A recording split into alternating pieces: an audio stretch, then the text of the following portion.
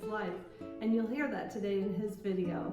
You know, one thing I liked about Bill's video is when he talked about coincidences. I don't think there are coincidences in life. The people you meet, the things you do, the things you go through, there are no coincidences. And I'm so glad you have met Bill, and his inspiring story you're gonna love. Check out his books that I put in the description in the link. And if you like this channel, like, subscribe, and hit the notification button. Hi, my name is Bill Arienti. I'm here in my home in Plymouth, Massachusetts, in a small section of it called MagiÂ. I'm fortunate enough to have a beautiful view and watch the sunrise every morning when I get up. It's absolutely breathtaking.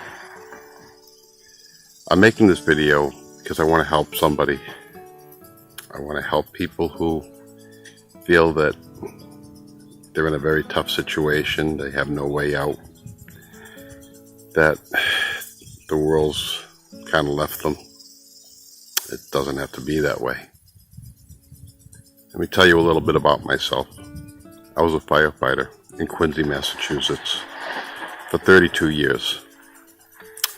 One night while I was working, there was a big fire at a Home Depot plant in Quincy, where it was the beginning of the spring season, and all the pesticides, insecticides, the lawn chemicals and pool chemicals and herbicides were all stored together, and they began to burn. And out of the 58 firefighters who were at that fire, 26 of us have come down with some type of cancer. The cancers were all different because as the chemicals burned, they made different compounds affecting different parts of our bodies. Well, I went a bunch of years without knowing. I always had the idea that something would pop up. The night of the fire, the doctors told us that it may not be tomorrow, may not be next year, may not be 5 years, but in time, something's going to happen. So I always had it in the back of my head. I never dwelled on it, but it was always there. So on April 6th, 2016, I was taking a class in arson photography. As I was leaving the class, I was walking towards my car, and I felt like an electrical twinge across my chest. It wasn't a symptom of a heart attack. I was an emergency medical technician for a number of years, so I know the symptoms. And it wasn't that, but something was wrong. So I decided I had to get back to my car as quick as I could. I began to run, and next thing you know, I woke up. I'm lying on the ground on asphalt in a pool of blood. I had a broken nose. I had a broken jaw. The jaw was broken from here to here, and it made my 4 front teeth go horizontal rather than vertical. I later found out that what happened was the valve in my heart, the atrial valve, got stuck in the open position, which caused the blood, when my heart pumped, not to go into the other parts of my body, but just go back to where the blood came from. So, according to some of the doctors at the Massachusetts General Hospital, they told me that I was clinically dead. I was not perfusing blood, and I was walking dead. But what happened was, when I began to run and I lost consciousness, I hit the asphalt with such an impact that it was like someone punching me in the chest, which caused the valve to close and allowed my heart to start pumping normally again. So I was rushed to the Massachusetts General Hospital. They wired my jaw and brought me up to the cardiac unit, where I spent 2 weeks waiting for surgery to get the valve replaced. They gave me two options: a mechanical valve, which will last forever, but I'd have to be on blood thinners the rest of my life, and I knew that I didn't want to do that. Or I could get a tissue valve, which is basically a valve from a cow. And I decided to go with that one. It lasts 15 years, and however longer you can get out of it. And I may have to get it replaced, but it's better than being on blood thinners. And it works great. The only problem is when I go by a meadow, I feel like getting out and just chewing on some hay. But just joking. But as I said, that was on April 6, 2016. About 3 weeks after the surgery, I got a phone call from one of the doctors who were there. And he said that he wanted to see me right away.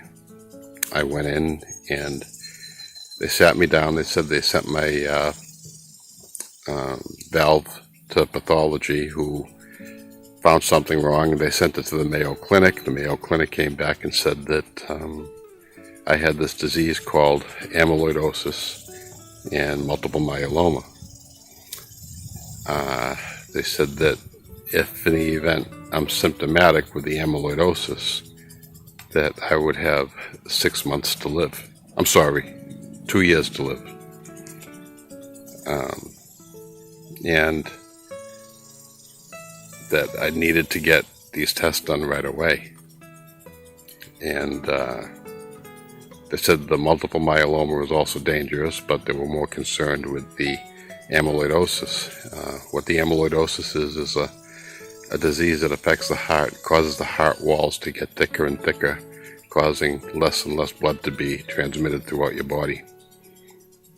I thought back on the Home Depot fire.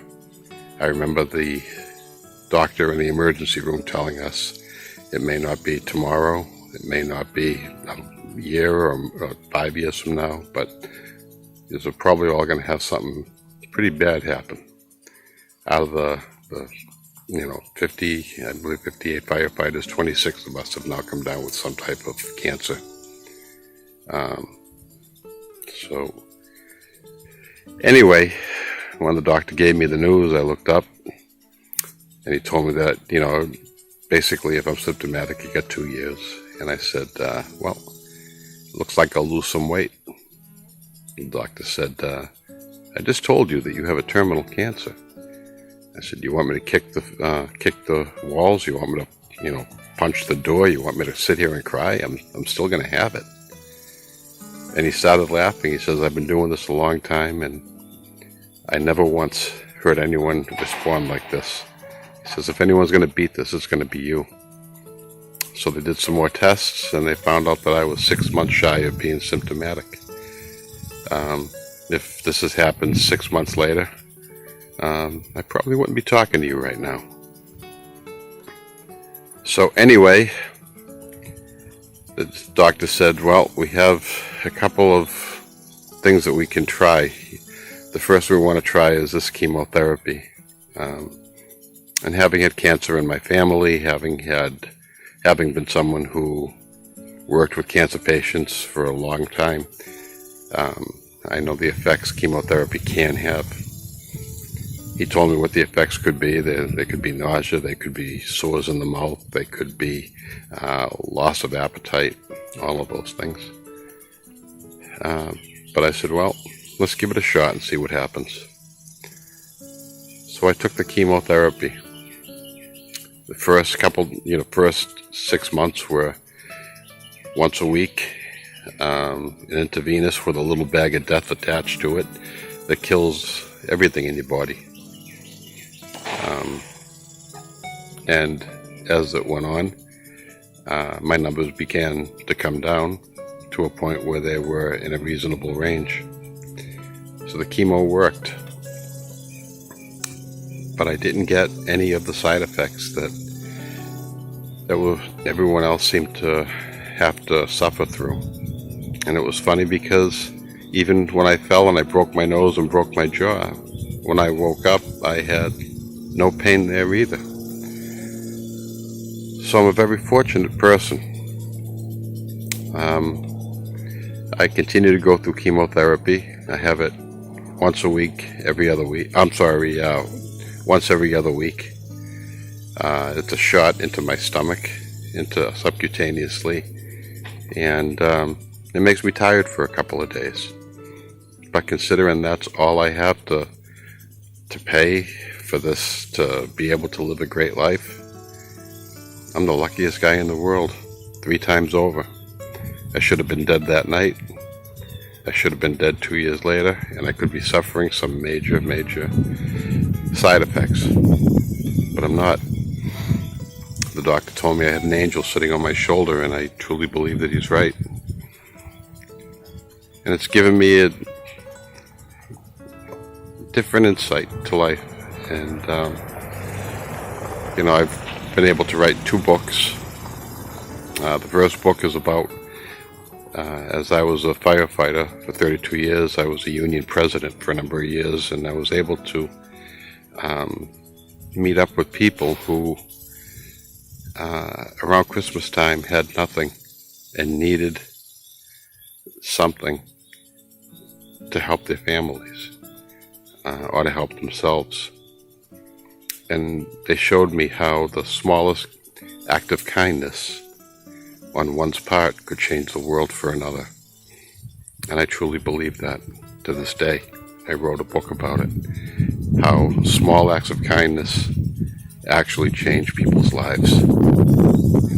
Not necessarily with any money, not necessarily with any deeds, but just even time. Just a small bit of giving time to someone in need makes the world change for them. The other book that I wrote documents this whole series I've been through, my challenges and things that I've been able to overcome with this. It's called Coincidental Destiny, Living with Cancer but Refusing to Die from It. Yeah, I do have cancer. I have a couple different types, but I'm not going to be defined by it. I live my life by it. I live my life in spite of it. And I enjoy my life, and I enjoy sharing it. Over the years of being an emergency medical technician, dealing with people in dire situations, I often listened, and what they would tell me were stories about their lives and how they lived them. And one thing that always I go back to is how, with the day we're born, a war begins between life and death. Ultimately, death is going to win. It wins every time. But what we're supposed to do is win as many battles along the way as we can. And winning a battle is not a difficult thing. It's doing something nice. It's making yourself feel good. It's making someone else feel good, and you feel good inside. And once you win that battle, no one can take it away from you. And when the war is done and death ultimately wins, it's not how long the war was, but how many battles you actually won that makes your life worth living. So I thank Beth for doing this series. I thank Beth for helping people, and I hope this works. I hope this somehow inspires others to go on, to not just, when they hear that they have a terminal disease, to give up, because it's not over. It's far from over. It's only over when you allow it to be over. We all have a job here to do on this earth. We don't know what it is. I don't know what mine is, but I know I can't leave until I do it. So I just want to make sure my job is done. I want to live a good life. I'm not afraid of what tomorrow may bring.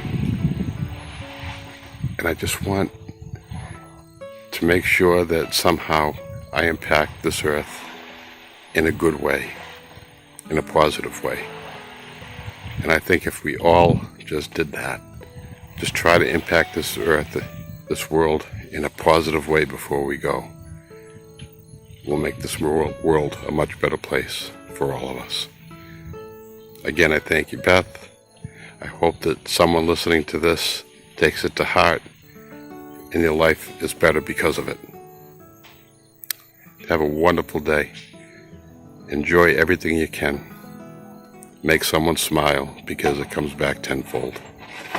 Take care.